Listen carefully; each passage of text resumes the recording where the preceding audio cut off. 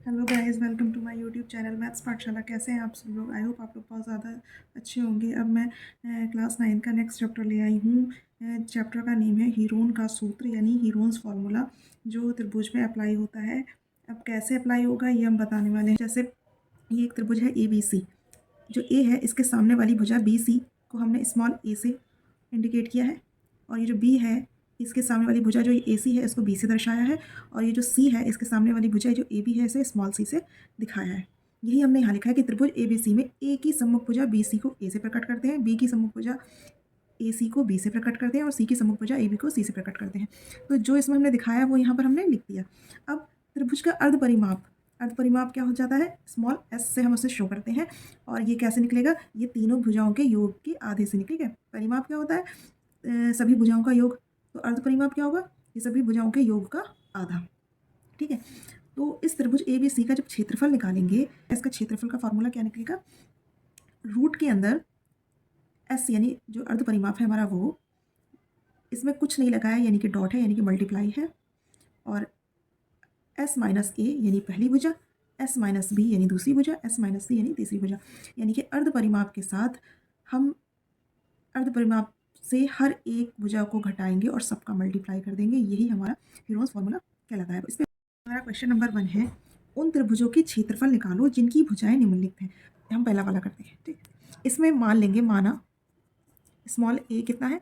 21 centimetre, small B दूसरी भुजा जो है वो 17 सेंटीमीटर है, और स्मॉल सी तीसरी भुजा जो है वो 10 सेंटीमीटर।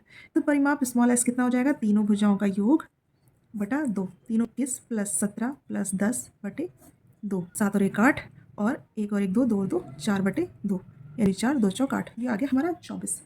ये सब मीटर में है, तो ये भी 24 जो है वो मीटर में निकल जाएगा अर्ध परिमाप। तो लिखेंगे इसलिए त्रिभुज का क्षेत्रफल, ठीक है, और सीधे इसमें लगा देंगे। एस कितना है? 24।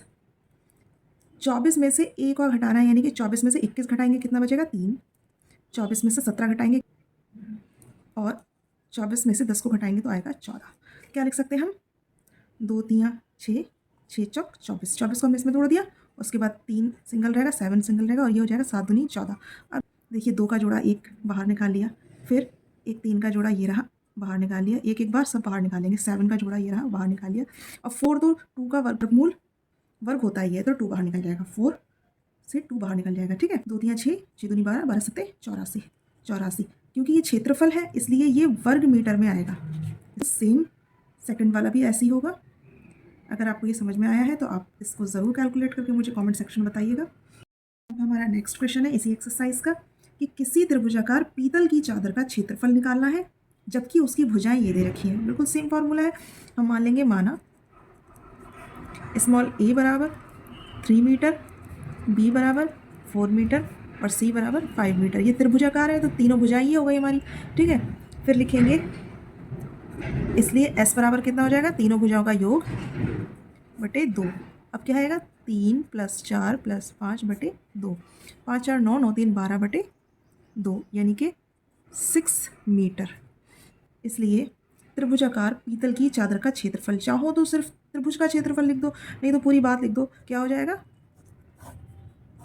स्मॉल एस माइनस ए, स्मॉल एस माइनस बी, और स्मॉल एस माइनस सी। ये हमारा क्षेत्रफल हो गया। अब हमें क्या करना है? हमें सिर्फ पुट करना है। एस की जगह पर हम लिखेंगे 6। 6 में से 3 जाएगा तो 3 बचेगा, 6 में से 4 जाएगा तो 2 बचेगा, 6 में से 5 जाएगा तो 1 बचेगा। वर्गमूल निकालना है। देखिए कैसे कर सकते हैं हम? 6 को 2 3 6 लिखेंगे, और 3 इंटू 2 तो ऐसे लिख देंगे, और 1 को लिखो मत लिखो कोई फ़र्क नहीं पड़ता, 2 एकम 2 है ना। अब देखिए 2 बाहर निकल के आ जाएगा, इंटू 3 बाहर निकल के आ जाएगा, 2 3 6। तो त्रिभुजाकार पीतल की चादर का क्षेत्रफल कितना हो जाएगा? 6 वर्ग मीटर। हमेशा याद रखिएगा कि क्षेत्रफल जो होता है वो वर्ग मीटर में आता है। ठीक है, मिलती हूँ मैं आपसे नेक्स्ट वीडियो में। तब तक के लिए keep watching, keep learning and keep smiling. Take care, bye bye.